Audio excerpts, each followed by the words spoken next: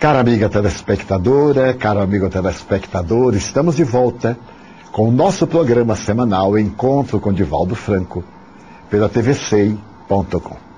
Hoje temos a grata satisfação de discutir um dos temas mais fascinantes da atualidade, aquele que diz respeito aos transtornos neuróticos e transtornos obsessivos.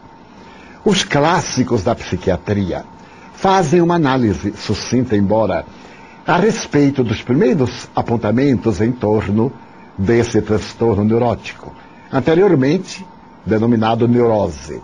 Felizmente, os estudiosos da psiquiatria resolveram anular psicose, neurose, porque seria doença dos nervos e doença da mente. Constataram que os nervos não enfermam sob o ponto de vista da razão, da lógica, nem também a mente. Optaram pela denominação de transtorno.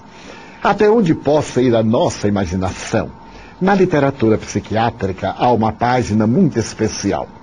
É atribuída a Filódoto, o médico grego, que é do período do pai da medicina. Ele recebeu certa feita no seu consultório uma estranha paciente.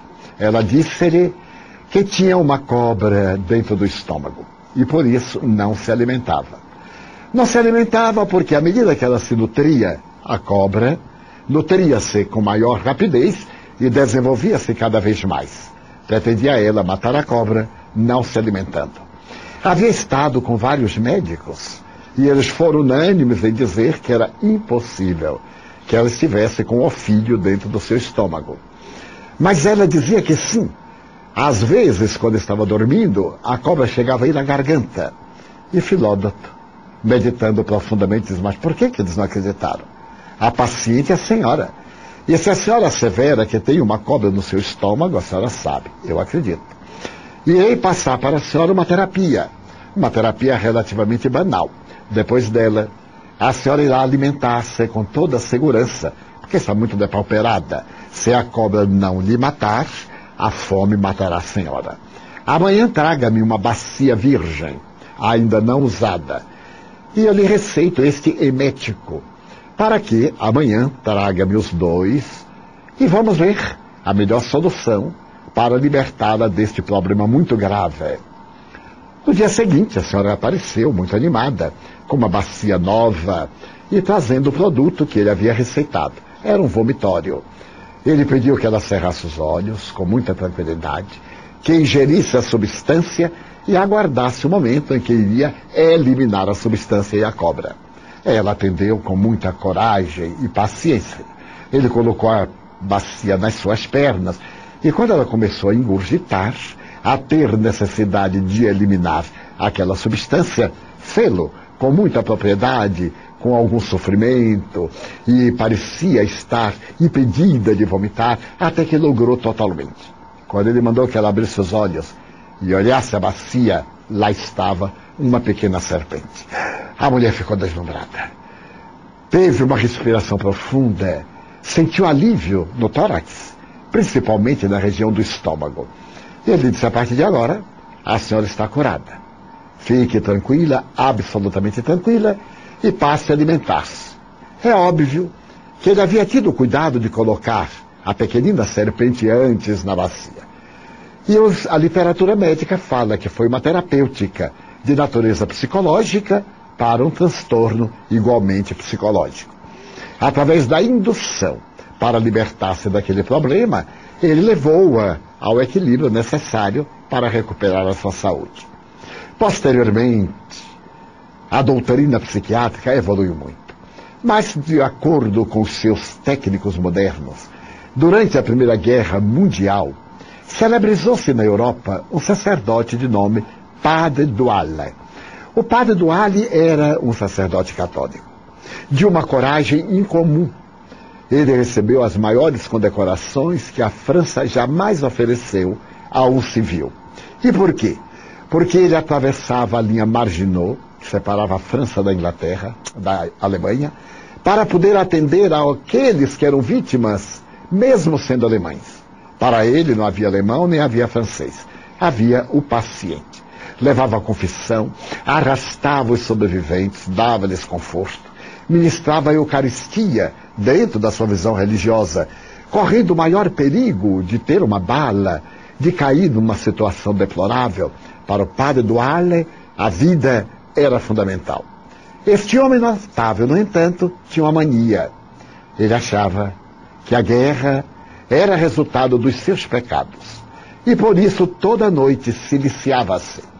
Aplicava-se surras de espinhos, de couro cru. Tinha normalmente as costas lenhadas, as pernas em chaga.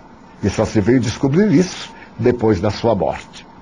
Fazendo-se uma análise da personalidade do padre Duhalde, nada obstante ele ser um verdadeiro ás da solidariedade humana, ele tinha um distúrbio de conduta. Ele tinha um transtorno de natureza neurótica. Os observadores, analisando, por exemplo, a vida de Goethe, narram que Goethe, o grande poeta alemão, era muito amigo de um jovem de nome Grimm.